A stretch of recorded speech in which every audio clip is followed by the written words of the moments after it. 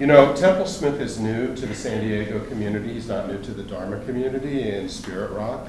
He was in their teacher training program, and he's now organizing head of the dedicated practitioners program up there. And to us in San Diego, he was new last year. We have a sister organization, the Buddhist Study Series, that meets with teachers 3 times a year over the weekend.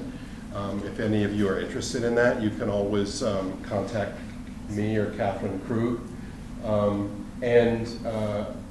And he talked last year to all of us about this very topic for 2 days. And we found him so refreshing because his language and the way that he talks is not the way that lots of Dharma teachers talk, with the same old phrases and the same old explanations. He's got his way of thinking and his way of explaining it. And in my mind and heart, it is refreshing and it makes a lot of sense. So we have invited him back to Buddhist Study Series, and also we invited him to give a talk tonight. So Tempel teaches, and we're trying to start a campaign to get him to change the way he spells his name to T-E-M-P-L-E instead of T-E-M-P-E-L. Because those fingers on the typewriter just go into the old-fashioned way of spelling it. Tempel teaches mindfulness and insight and metta meditation with an emphasis on Buddhist psychology and mind-body awareness. He spent a whole year as a monk in Burma. That must have been hot. With Sayadaw Padita and Pao Sayadaw. Tempel organizes the Dedicated Practitioners Program and Living Dharma retreats for Spirit Rock, and he teaches classes in the East Bay as well as other areas. So he's going to talk about, really about meditation and how the Buddha taught meditation. And I hope you find it as refreshing as I do. Thank you. Hi, everyone, and welcome to this Insight San Diego. For how many of you is it the first time you've come to Insight San Diego? Yeah, well, welcome for coming into the room, meeting this many people at once. And how many of you come regularly to Insight San Diego? Okay, if you're new, look at one of the hands near you and you might say hi to that person if you're curious about coming back again. Just get a visual on them so you can stay connected if you want. What I'd like to do this evening is guide you in a traditional meditation progression. So how to practice meditation, mindfulness meditation, in a way that progressively deepens, and sort of map that out a little bit. And then after that, I'll talk a little bit about the tradition and then open it up for a little bit more dialogue. Hopefully we can do all that in one evening. But I hope to have some chance to talk with you all, not just talk at you, because I've come a long way, and that would be a shame to come all this way and not really get to know some of your questions or some of your experiences as well. So hopefully there's time for all of that. But as Jeff said, I've come down from the Bay Area. I guess you have a Bay Area too, so this is the San Francisco Bay Area.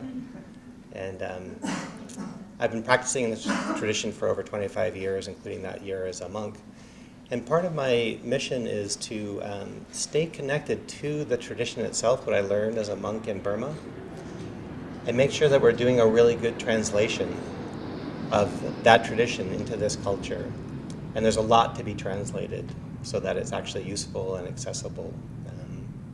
So it may take us many generations to really do that, but I actually think we're doing a good job of it. So that's what I'd like to guide you in tonight, and hopefully that's enough buy-in for you to trust me a little bit to guide you in the practices we're about to do. So let's start.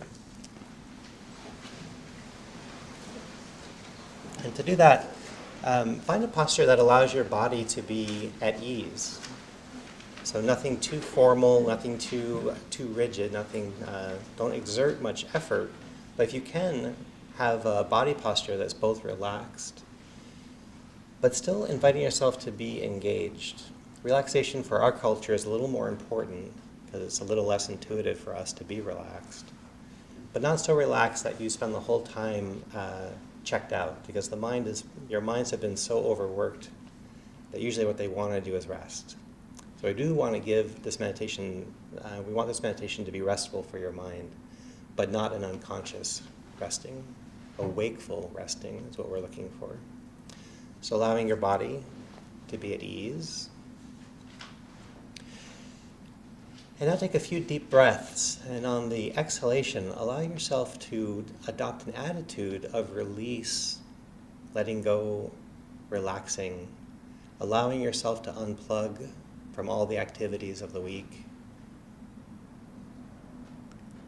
If you have a traditional weekend, this sort of begins the unplugged part, or at least the working part.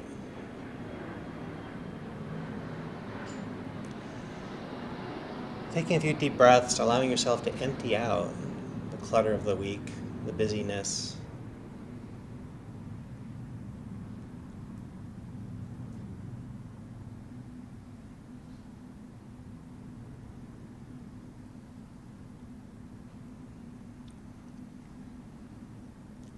And in some way, you're going to be doing that throughout the entire sit we have practicing together here. Finding yourself busy out of habit,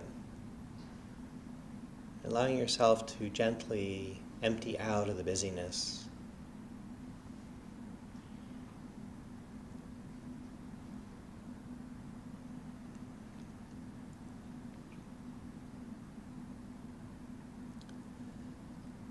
And degree by degree, as you empty out of busyness and distraction,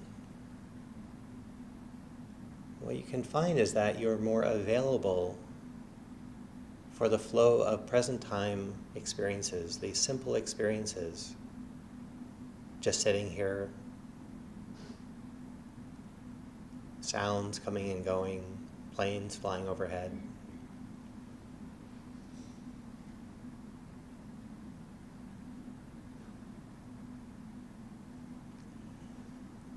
So we empty out not into unconsciousness, but we empty out into presence, simplicity, emptying out our clutter so that we're more available for the present, the flow of present experiences.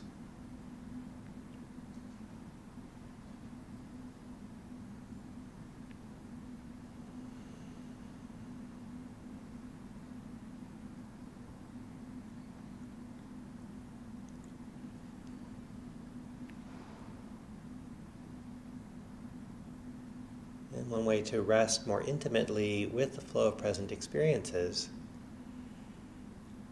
is to pick up on what it feels like as you breathe.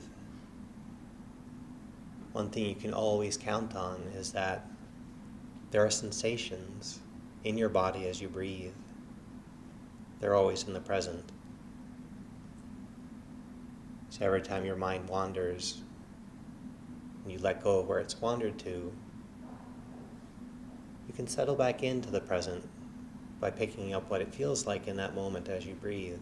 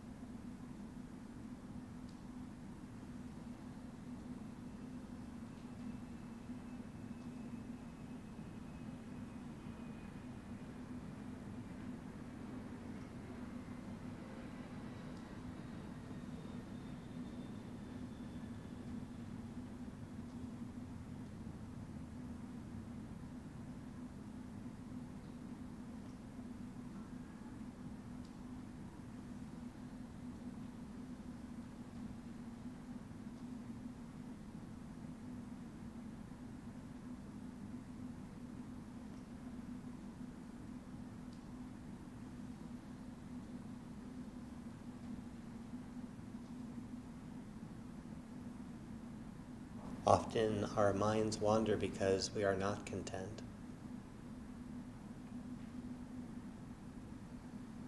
So when your mind wanders, take notice. What habit of mind is taking me away? Is it worry, planning, remembering an argument? All the little things left undone, still to do.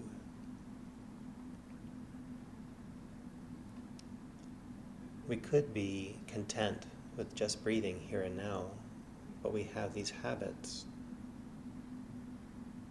of busyness.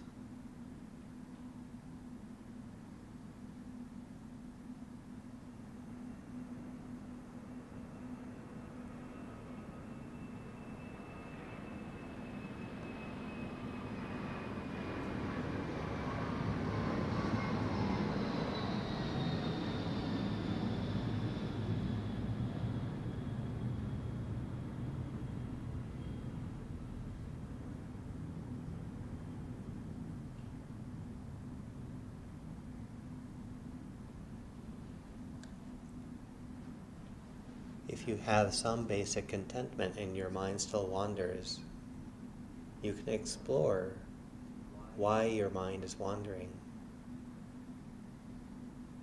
What has your attention been drawn to?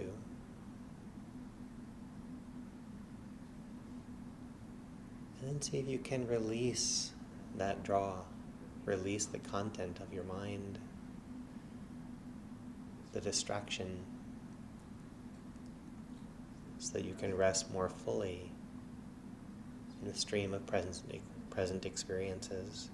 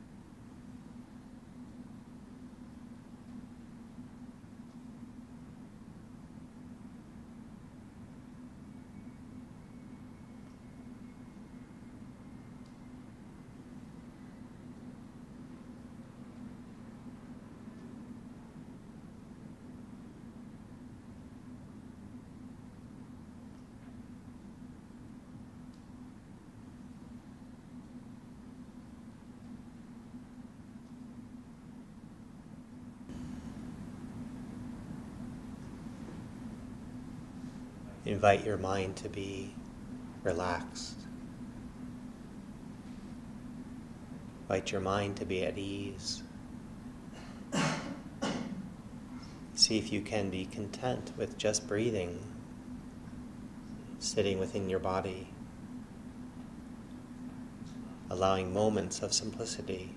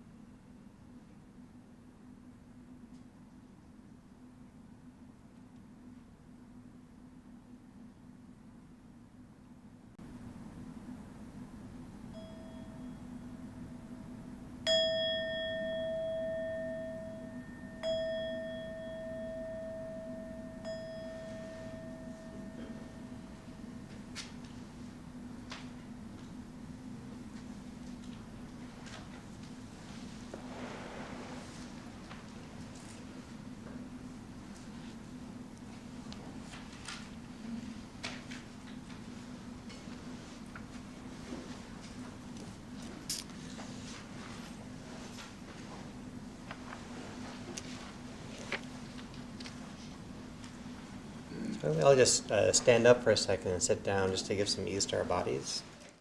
So there was a handout for this particular evening. Not sure if there are enough copies for everybody, but are you sitting by somebody who has one of these, or does anybody still need one of these?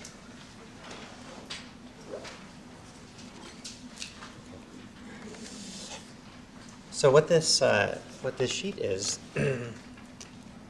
is it's the steps that I guided you in, and it's something worth considering if you undertake mindfulness meditation.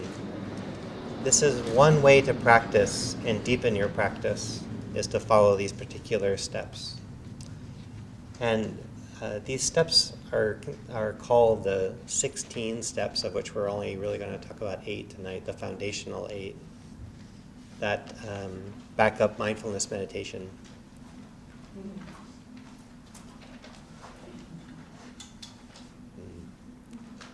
The mood.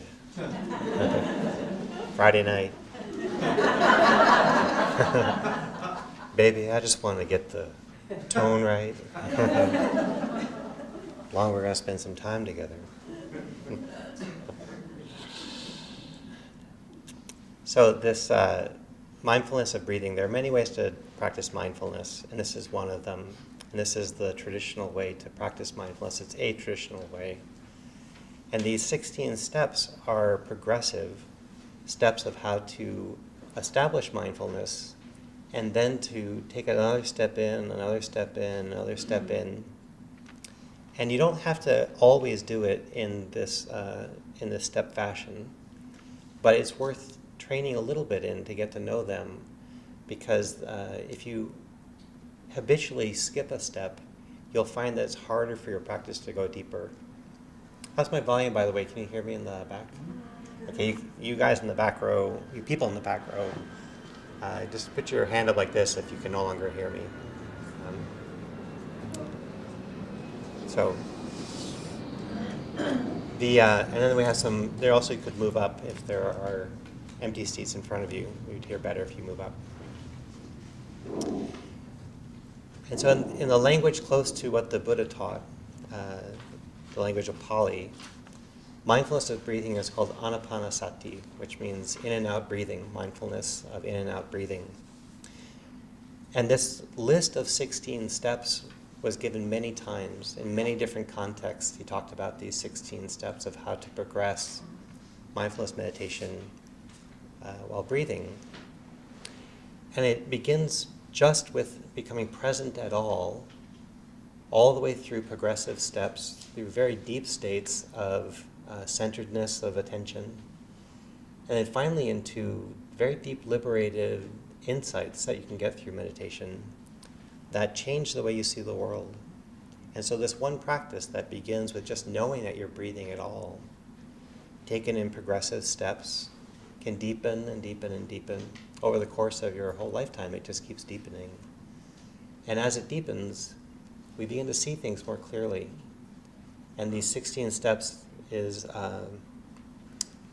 sort of like having a step ladder going up, or maybe a step ladder going down, but a way to take progressive steps deeper into self-intimacy, the stream of your own experience, so you can see more clearly. And even though this list of 16 steps is sprinkled throughout the discourses the Buddha gave, it's very traditional. I didn't come across it until 10 years into my practice, and I wish I had, and I wish people had talked to me about this before, because when I began practicing, a lot of the Western teachers also didn't necessarily know these steps. They were following Asian teachers, and some of the Asian teachers that we started with, I think they just assumed that we had the first 8 steps down, and that with just prodding and willpower, you could go further. And so there was sort of a glossing over of these first steps, first 8 steps.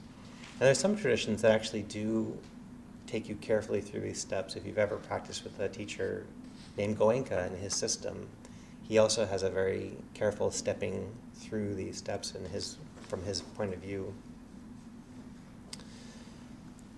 But it's a bit like a pyramid, whereas the wider your base is, the higher your peak can go. And so really understanding what it is about these 16 steps, and especially the first 8 of them that I guided you through, it's really important to establish those. So I want to talk a little bit about these 8 steps and some of the insight around them, how to understand them, and maybe how to practice them. One of the times that the Buddha was talking about mindfulness of breathing is he said it's like one of the first rains that come after the long, hot, dry season. So right now in Burma is the month of May, and it hasn't rained in Burma since maybe last September.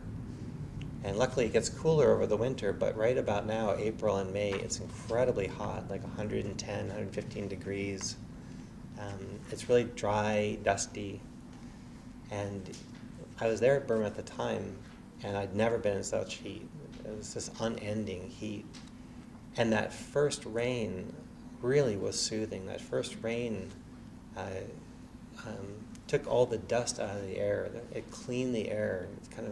It brought a promise that the world wasn't just going to be hot, scorching, and an endless ordeal. We were sweating at night and could barely stay in the day. And so the Buddha used that as an analogy of what mindfulness of breathing can feel like, and what he wants people to feel like as they practice mindfulness of breathing.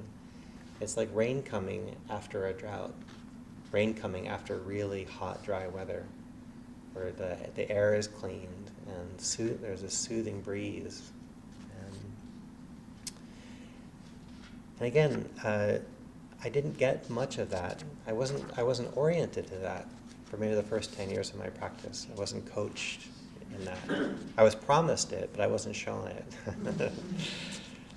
So even when I went to be a monk in Burma, for the first 6 months I worked with a teacher who promised me this rain was going to come, but only if I worked really hard. So I was stressing and straining and stressing and straining, and the rain was going to come. He promised me it was going to come, but I got very fatigued just trying with effort and effort. And then I went to a second teacher, and he taught me about these first steps and really slowed me down so I could appreciate each of these steps and feel the rain coming and feel the soothing of my mind, my heart, my body. So there are these 16 steps. We're going to look at 8 tonight. The 16 steps get broken into groups of 4. And the first 4 are about the body. So on this handout, it begins with just being mindful that you're breathing in and out. But steps 1, 2, 3, and 4 are about coming into your body. And the first is knowing the breath. Know whether you're breathing in, breathing out. And then the suggestion is here is, do you know the length of your breath? Is this particular breath long or short? And that step is helpful because if you're aware of the breath and you just say in breath, out breath, it's a little bit too monotonous and your mind easily wanders. So these first 2 steps of knowing a long breath and knowing a short breath invite you to look at every breath with fresh attention. And the way you do that is not through strain. It's not like you're straining your attention to know, is this breath long? How is that one? Is it a little bit longer? That's way too much stress in your attitude. But by relaxing and appreciating the breath, you'll get to know, wow, my breathing right now is particularly long. My breathing now, there's something that just came in. There's a little apprehension. My chest tightened a little bit. Now my breathing is a little bit short. I'm not interrupting it. I'm just getting to know right now this particular cycle of breathing is short. A little bit later it's average. A little bit later it's deeper. I just took a really deep breath. When you have a fresh relationship to your breath, you get to see that they're not exactly the same. And that as your body is self-regulating, your length of breath is changing. And it keeps it interesting. It keeps your attention fresh. You can also, every now and then, practice with longer breathing, just to break up a habit. If your breath feels held, you can challenge it, try a longer breath. But what's suggested here in this first bit is just to let your breath be natural and just get to know how long is my breath. And to do that, you actually have to watch it from the very beginning to the very end, as opposed to, yep, that's an in-breath, yep, that's an out-breath. That much attention is not very submerged into the breathing experience. When you get to know long breath, short breath, you're inviting more of your attention to get to know your breath. Then there are certain patterns that I would like to describe here. The next groups, you get to know things as they are before you try to calm them down. So in step 3, experiencing your body, your breath has invited you into your body. You open your attention some and realize your breath is happening within your body. Get to know your body with no intervention. Just while I'm breathing, I'm aware I have a body. And I can feel my body. I can feel there's warmth. I can feel there's coolness. There's some tension in some places. The other parts of my body feel just fine. So getting to know your body. And then step 4, from getting to know your body, you invite your body to be a little bit more relaxed, a little bit more settled. So as an experiment, make a fist, squeeze it, and just open it. Okay, so you solve the tension of that clamped fist just by commanding your fist to be open. Now make a fist again and feel it. Feel what it's like, feel the strain, feel the grip. And now invite your hand to relax open.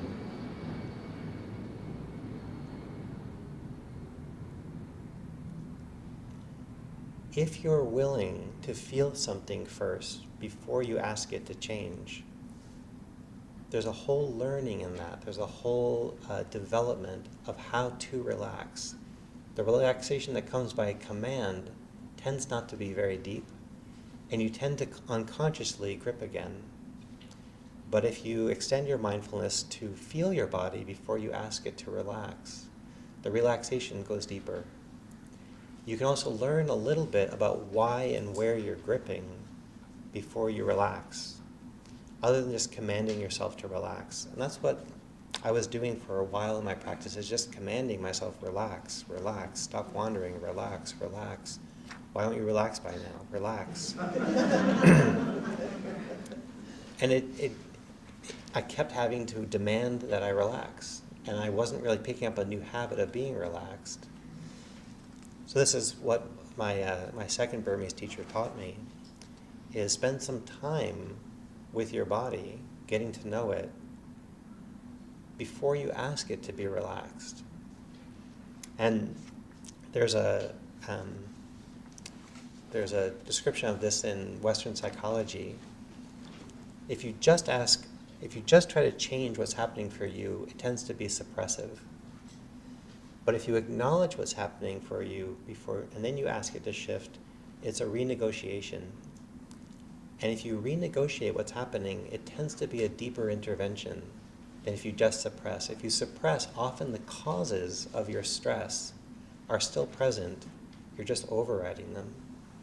But if you invite mindfulness into a field of your body, your heart, your mind, and then relax, release, it's not suppressive. You've actually changed the underlying causes that are causing the stress. And that is repeated throughout the traditional discourses on mindfulness. Get to know something before you intervene upon it, and you'll find your intervention is much deeper. That happens to be true in interpersonal relationships as well. There's your own relationship to yourself, but there's also relationships to other people. I could ask you to calm down, or I could listen to why you're upset, and then see if we can't calm down from actually knowing what's troubling you versus just being impatient and asking you to calm down. Same thing with your own relationship to yourself. Often we don't like the stress, so we unconsciously try to override it. But deeper mindfulness is actually growing a capacity to be with something before you ask it to change. And you'll find the change is actually it goes much deeper. It's much more penetrative to the causes of whatever is causing stress in the body, stress in the mind.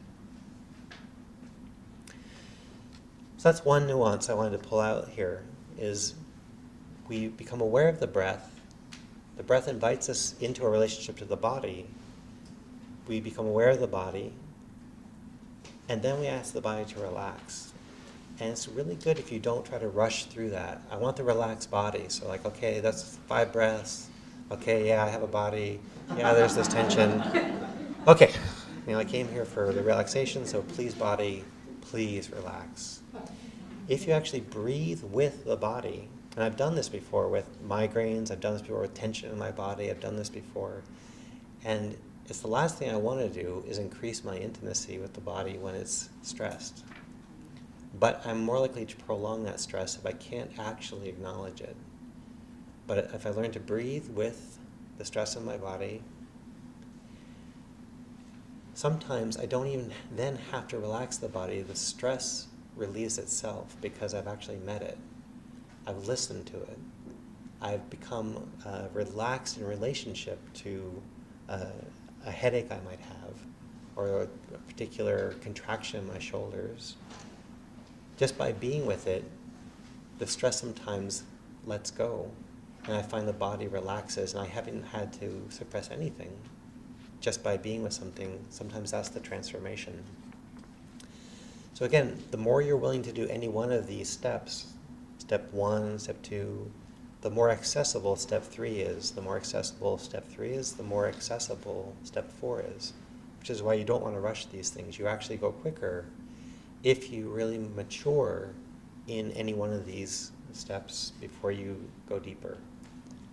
And that's the mistake I was making early in my practice, was trying to rush this, getting an A in Buddhism by pushing with this Western willpower. Coming into steps 5 and 6, this is another piece that I didn't know anything about until I worked with my second Burmese teacher. It's about establishing well-being, the experience of well-being in the present moment. If you know this tradition, one of the things that it's really courageous in is knowing suffering, knowing pain, not turning away from pain.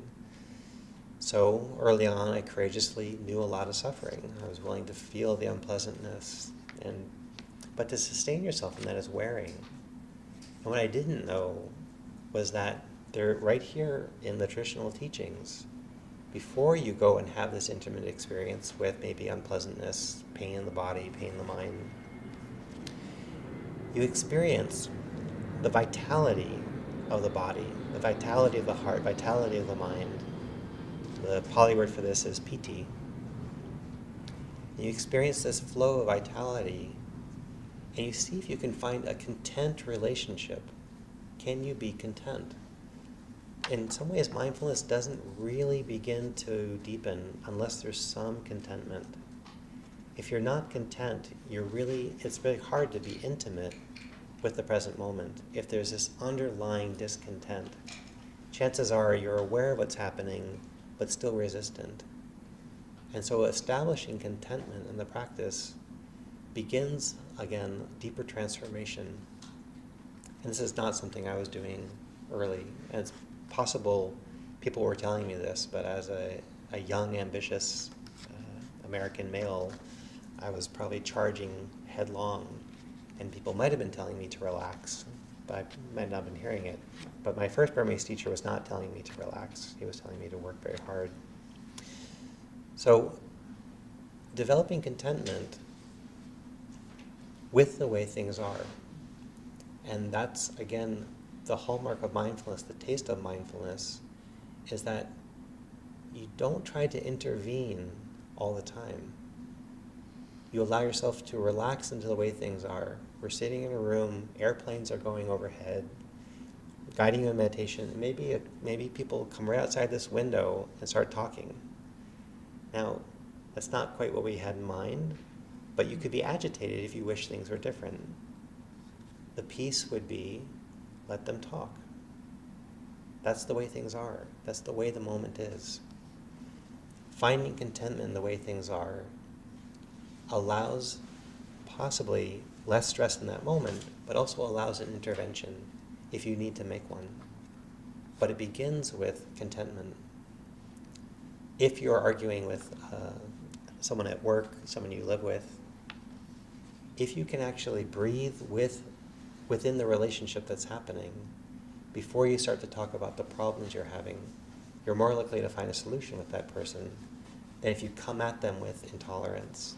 If you come at them with a sense, I can't tolerate this, so things have to change, that's most likely going to get defensiveness from somebody. But if you learn to breathe with what's happening, you might find, one, you can just let that particular circumstance flow by and it doesn't need an intervention. Or if it does, it's not coming from a driven state. I can't tolerate this, therefore it needs to change. That makes this an emergency, a crisis, versus I can tolerate this, but it's hard. Is there another way we could do this?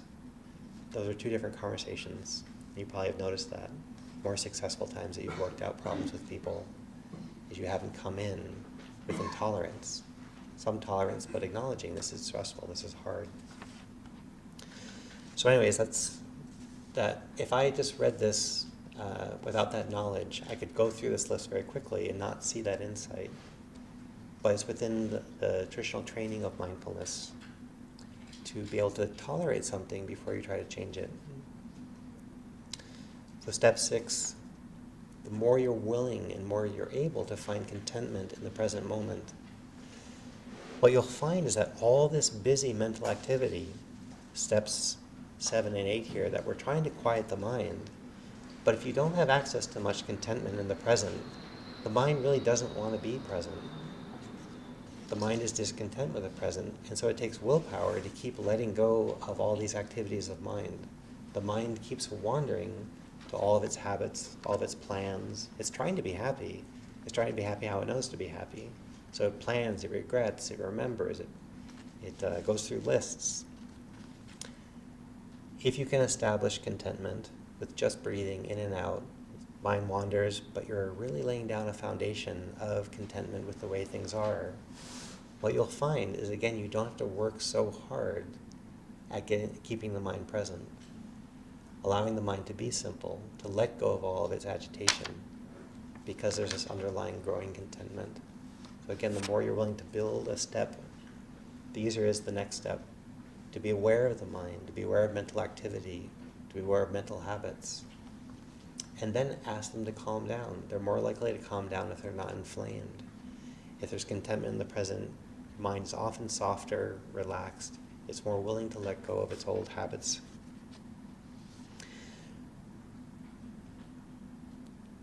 This particular list of 16 steps, we've just gone through 8 of them. These 8 are very foundational. The next group of 4 is about developing very deep concentration, very deep samadhi. The word is called samadhi. It's where the mind gets very quiet, stable, still, stays with your breath, it's not distracted. We often can get a glimpse of that in daily life, but often if you're using your mind in a contemporary way, busy schedule, a lot of activity, we get these little tastes of this concentration, but maybe not deep into it unless you have a lot of training or you've been on retreat. So going deeper into the concentration may or may not happen for you depending on your lifestyle. And then going into these penetrative insights, to really see them, the mind has to be quite intimate with life to really see them. So trying to see them while your mind is still agitated is difficult. For most of us in our daily life practice establishing mindfulness, we're going to be working on these first 8 steps, and they keep getting deeper. And it's not like you're stuck in kindergarten if you keep working these steps, because they make the following steps easier and more intuitive. One mistake I made earlier is I want to get through my suffering, so I want to get to the higher steps. Rather than building a pyramid, I was building like the Seattle Space Needle. Not a big base that slowly sloped up towards a point. It was like this little base and this narrow little thing, this thick thing on top I was trying to hold in place and pop through to some liberation. But I wasn't really willing to build these steps. And now, after many years of practice, I love being with my breath. I'm not trying to have these advanced meditations. Being with my breath, settling into my body, settling further into my body, not even trying to change it, just feeling what's going on in my body, coming back to my breath, body, feeling it relax on its own. When my body relaxes, the feelings inside tend not to be as contracted, so there's more of this flow, there's more easy access to the sense of vitality. The more there is this flow of vitality, even if there are other aches and pains, this flow of vitality allows there to be contentment. So my work is not in trying to march through these steps. My work is actually being willing to go slow and really develop relationship to breath, relationship to body. And I hang out there as much as I can. And I find that the more I'm willing to hang out there, the more my mind relaxes, lets go more easily, the more my attention is more gathered. And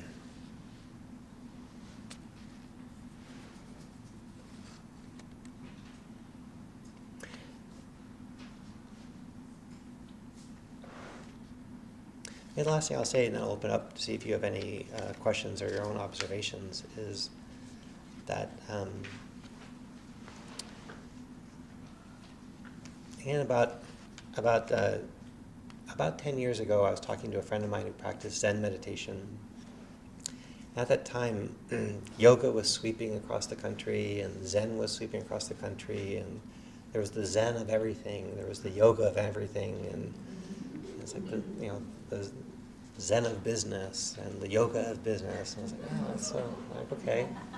That's just, but one thing I said to a friend of mine is like, that will never happen to our tradition. It's just not.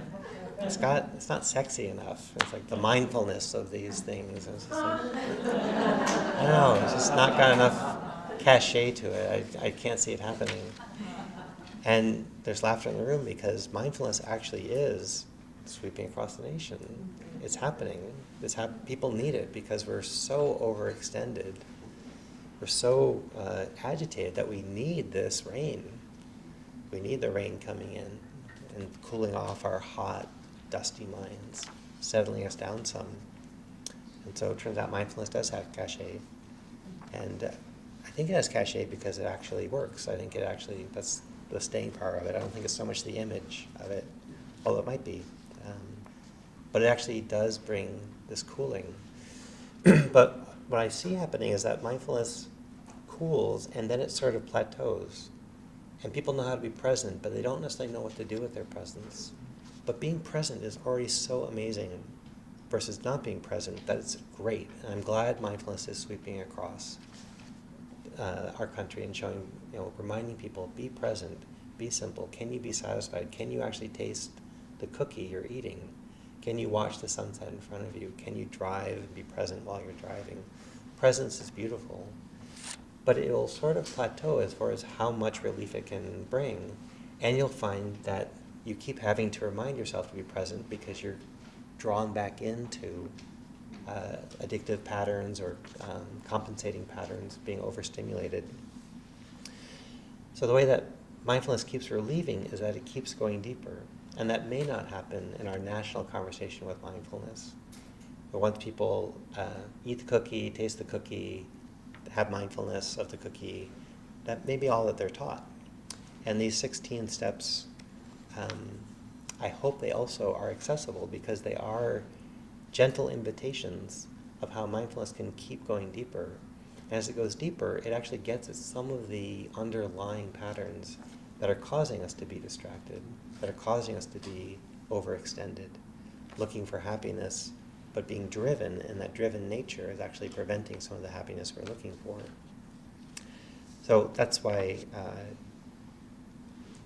coming to these traditional trainings and seeing how they work, and then also floating them out so that people get a sense like, okay, beyond presence, how do I take another step? What would another step look like? Besides just bringing my mind back for one more time that it's wandering, how would I actually strengthen the presence? And that's what these 16 steps show. And the real depth of these 16 steps don't really open up until these first 8 have been established. Breath, body, contentment, and then inviting your mind to be more calm, but only once you actually can tap into some contentment with simple present time experiences.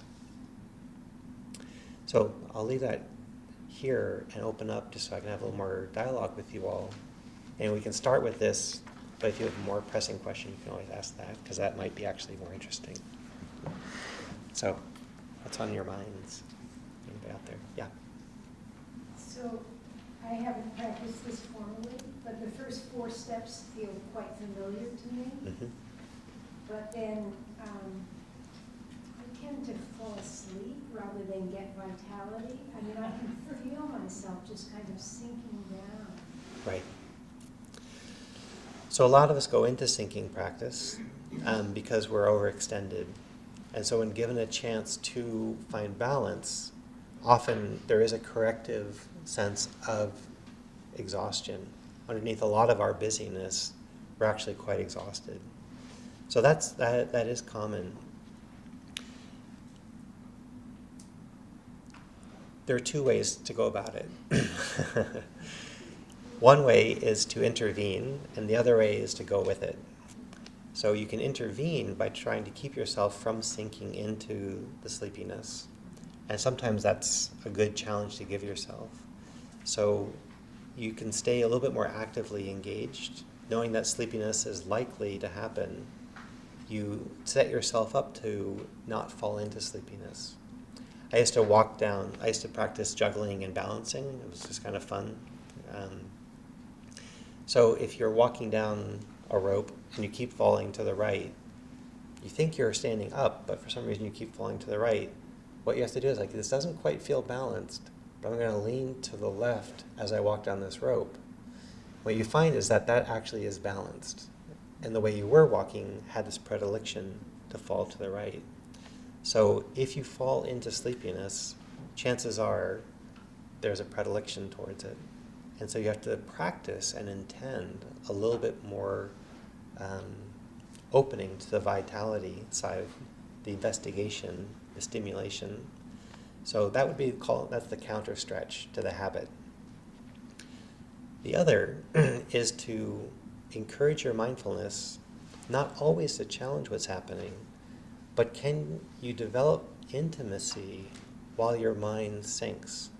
Can you develop intimacy while your mind gets tired? Can you develop intimacy while your mind dims, while your attention dims? And it's very difficult, but it's interesting.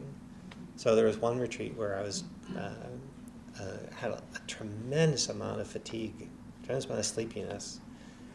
And I would go to teachers and say, like, I can't practice because there's all this sleepiness. I was like, no, you have to be mindful of the sleepiness. And some would teach me, like, stand up and breathe heavy, and some would teach me to fight it, but some would teach me, what's it like to be sleepy? And it's like, I can't be mindful, I'm too sleepy. It's like, So that's a quality of sleepiness that's hard to be present. But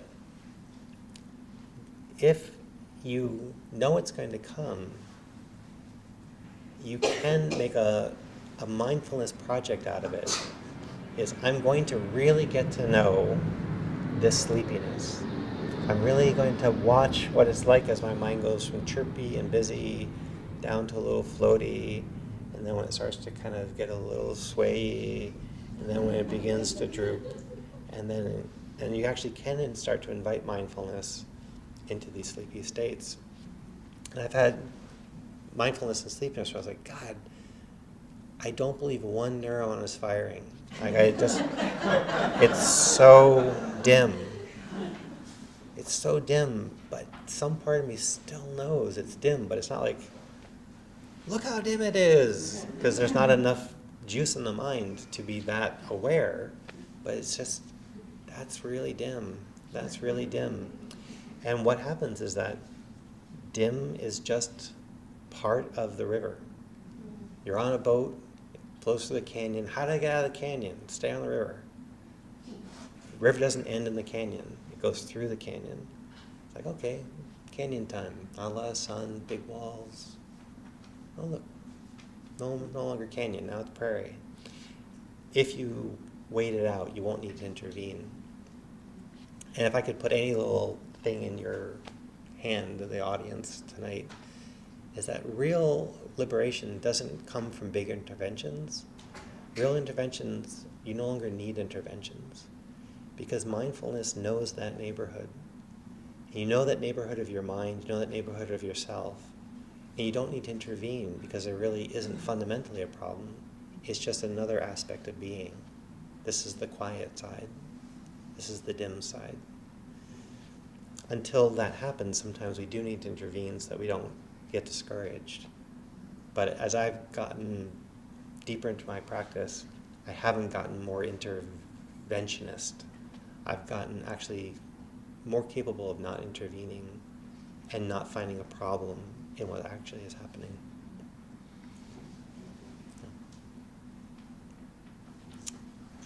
Hi. So I know there's probably many ways to address this practice, but I'm looking for maybe a little more instruction on actually what this would look like. Yeah. So let's just say tomorrow morning I'm going to sit for 20 minutes. Yeah. And I start with the first one or two awarenesses. Now, is the idea to stay there until I feel ready to move on to the next? Or do I stay there for the whole sitting? Or what's that progression look like? So how to progress through this. And what you might find is that there are some days one thing is interesting, some days something else is interesting. So I would try to find your most interesting relationship to these 8 steps. And if going through them one by one is interesting, I would stay with that.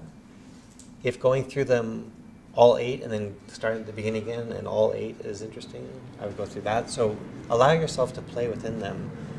I put these 8 here for a reason, is that we really need to know them. We really need to know all 8. So my brother plays the mandolin. The mandolin is made up of 8 strings, 4 pairs. And the way you tune it is you start with the very first string, you tune that one, and you tune its pair. Then you use those 2 to tune the next pair. And then you use those to tune the next pair until finally you have all 8 strings. But then you don't go back and just tune them. Then you play music. So once you know these 8 pairs, or these 4 pairs, these 8 steps, when you know them, then you can actually, you don't have to be so linear about them. And while relaxing into them, you can say, oh, there's not a lot of contentment. And I kind of know that right off the bat. Breathing is okay, body is okay, but not a lot of contentment.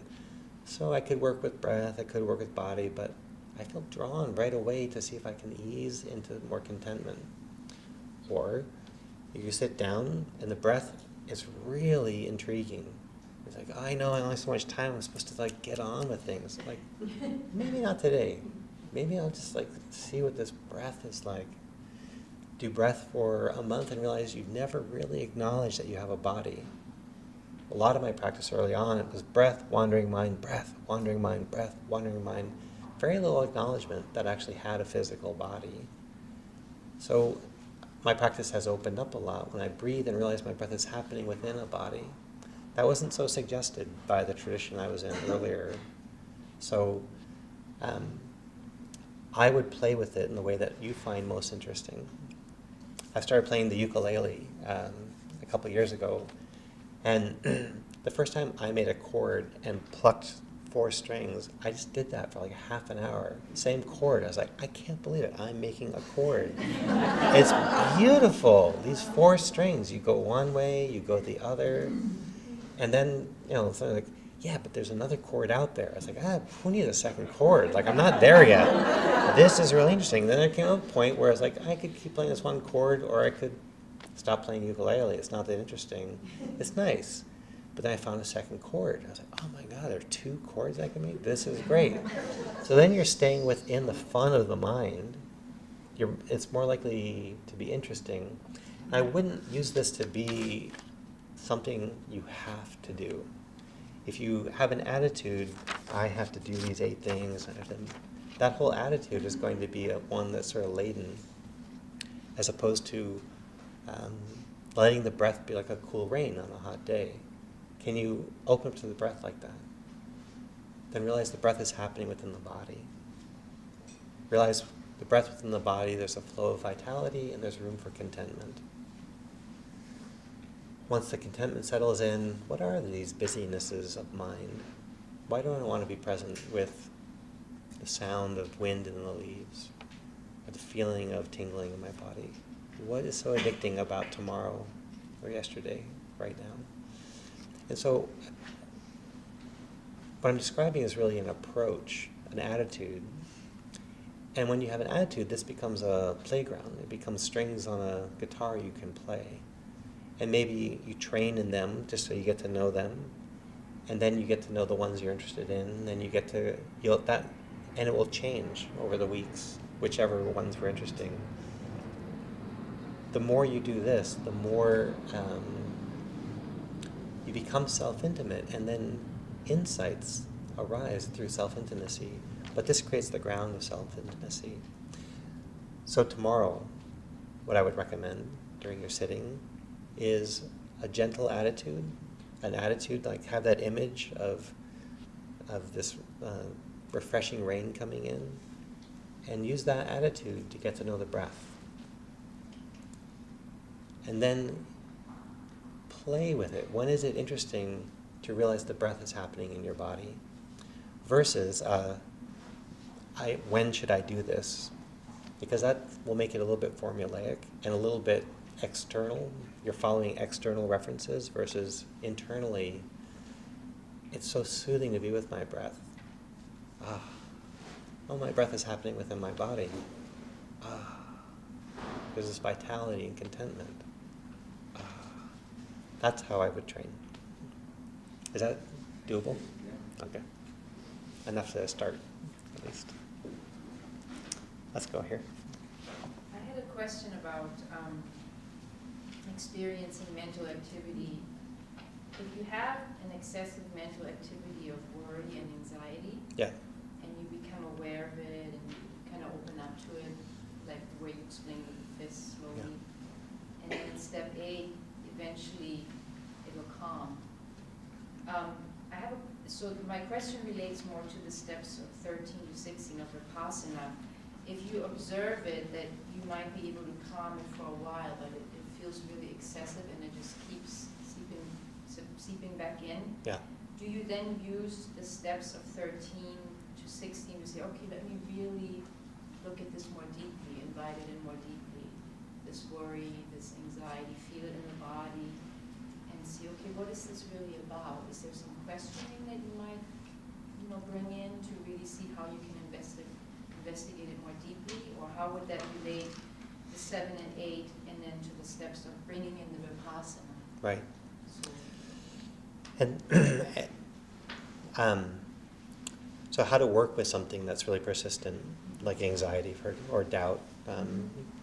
We all have certain trends in us. And sometimes the way to do that, there are many ways, there are many responses to your question, and I'll point at a few. Sometimes it's the step before, you haven't really soaked in the step before. So if you soak in contentment, it's harder to be anxious. But if you've been, I'm roughly content, but there's this mind thing, I'm going to try to understand what the anxiety is about. If you actually invite yourself again to be content, again to be relaxed, soothing, and then what you find is that maybe you haven't quite felt into your body to the same degree, and that's why the contentment feels sort of shallow, because there actually is discontent with the body, and so the contentment stage isn't that ripe, because there really wasn't much of an awareness of the body. And so one way of using this particular map is if I can't calm down my mental activity, what was the preceding step?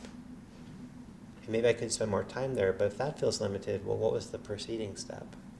And that's how to use this particular map.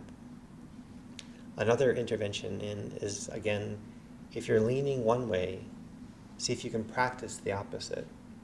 So if you're drawn into anger, resentment, then we practice more of the Brahma Viharas, we practice more of the loving kindness meditations, and then you find you can really soothe the heart and mind before you try to have Vipassana insights.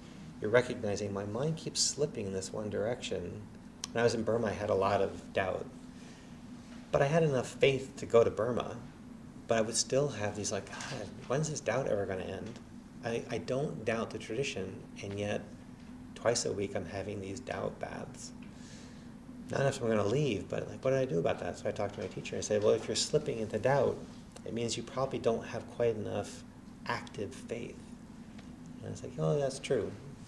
I have enough faith, but I'm not bathed in faith. So I'm susceptible to doubt. And so before he got into my Vipassana insights, he said, I want you to practice balancing yourself towards this slide. And so one of the great practices that hasn't come over the ocean yet is bathing in this mental factor called saddha, which is translated as faith, trust, or confidence. And when you have faith, some of us have a reactivity against the word faith. We're not a faith culture so much. And I'm a scientist from the East Coast, and so I actually have taken a long time to build a relationship to this 5-letter word, faith. But there is a settling of the heart and mind when it no longer needs to be skeptical for safety. And it's willing to trust. And I didn't have an abundance of that, which meant that I was susceptible to skepticism, doubt, and actually a little anxiety. I don't know about tomorrow. I could slide in that direction. But when I practiced this other meditative practice, the faith practice, it meant that I wasn't slipping there unconsciously. I still had good doubts. I had good questions to ask, but I wasn't plagued by it. And so because we do have anxiety in our culture, sometimes just breath meditation or just the loving kindness meditation traditions don't quite get at where we're sliding into anxiety and sliding into doubt. And one practice they have over in Asia, which is one of the great reasons to go over to Asia, is see the robust faith practice. And what it's like to walk around, and it's like, oh my God, this part of my mind that I've never known is so settled in this beauty of faith, trust, confidence in the unknown. I don't know, but I'm not troubled that I don't know. And I can walk much more nakedly into the stance of the unknown. How can I do that? And why is that unnerving? Because it's fun. I don't know. I don't care. I don't need to care. I've done this before. Let's see what happens. Like, who's that talking? Oh, that's Temple with Faith. Oh, hello, Temple with Faith. And now I'm meeting you. So before Vipassana, that comes in. And then another response is that all of our afflictions of mind are fed by understandings we have. So Vipassana is meant to is a very deep transformation of perspective. But we really can't change perspective until we've dropped into deep intimacy with the way things are. So a little snapshot on that. People were looking up at the stars for thousands of years, but it wasn't until we had the first telescope, when Galileo looked at the first telescope, that we had deeper intimacy, uncommon intimacy with the planets, and that changed the entire paradigm of how we understood the planets and the sun. Vipassana, we could probably all agree with Vipassana truths. Things come and go. Just that one, that there's this impermanence, this impermanent nature. We're in a fluid universe, constantly changing. We'd all check the box, yes. But instinctively, we're living as if things are permanent. We're drawn towards things being permanent. For Vipassana to soak into that and alleviate this preference, this strong instinct that things be permanent, is quite a deep intimacy we need for that for us to survive and really go through the transformation that Vipassana offers. Which is why I wouldn't try to alleviate anxiety with Vipassana, because chances are the Vipassana won't be penetrative down to where the anxiety is feeding. I would use other things to soothe that anxiety so that the self-intimacy can go deeper. And then you'll get at the paradigm that's causing the anxiety, this instinctive urge for things to be permanent when our constant experience is that they're not. And that's what's producing the anxiety. But we can only get there intellectually until we get there through self-intimacy, deep self-intimacy. And that only comes once you can calm the anxiety down so that you can actually get down to that level. So then the Vipassana is finally liberative. It finally clears out what is feeding the anxiety. But that's a little further down the road once you've learned to counterbalance it. You can counterbalance it either with these previous steps of these 8, or taking in a specific counterbalancing practice, like a faith practice. Yeah. And then one more. Did you have a question? Yeah, it was follow-up to Avi's question about sinking mind. And so you have this one little neuron firing, and The smallest one in there. Yeah, Yeah. and then it fades, and then you're just gone. Yeah. So, I mean, I'm real familiar with this because I have pain, and I just Right. started practicing laying down, and I'm trying to make the transition to that, but it happens almost every time, and I stayed very, very mindful right up until the very last second, but then do you just go to sleep and keep meditating when you wake up? If you have the time, if you can take that kind of time, which I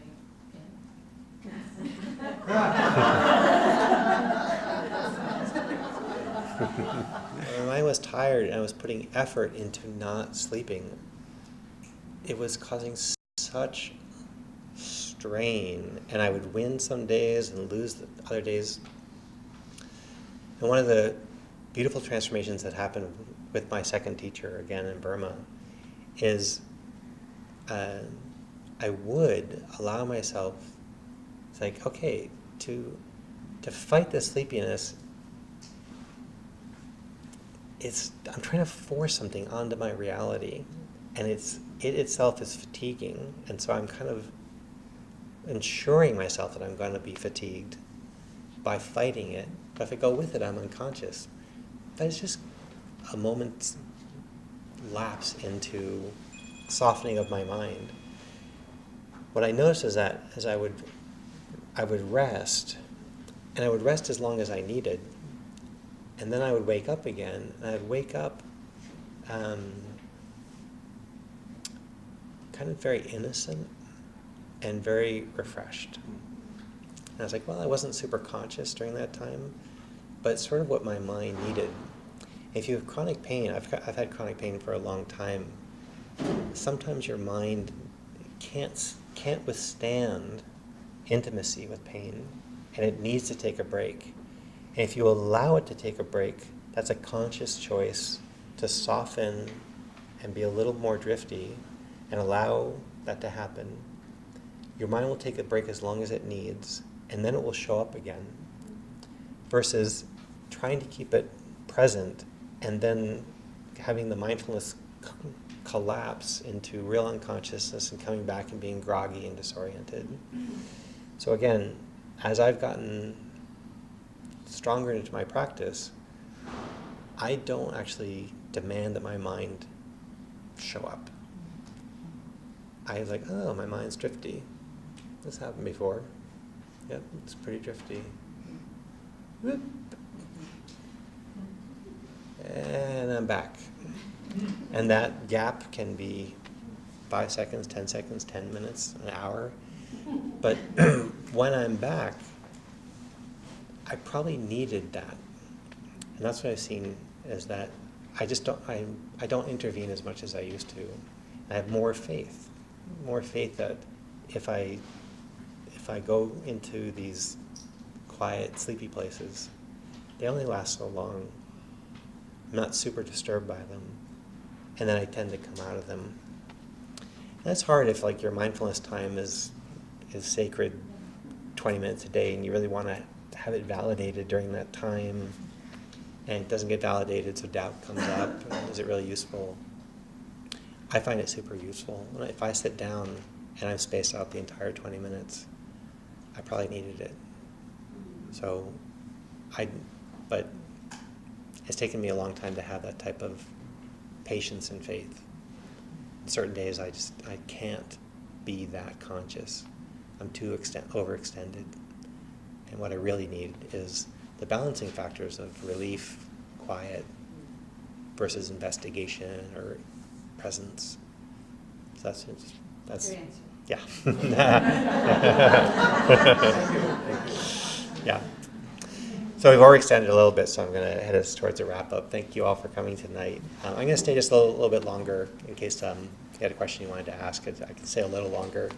I wanted to remind you there was the 2 bowls in the back for donations, and to be generous with Insight San Diego to support them, because the more generous we are with them, the more they can put on events like this, and that will be supportive for your practice. So thank you for coming tonight.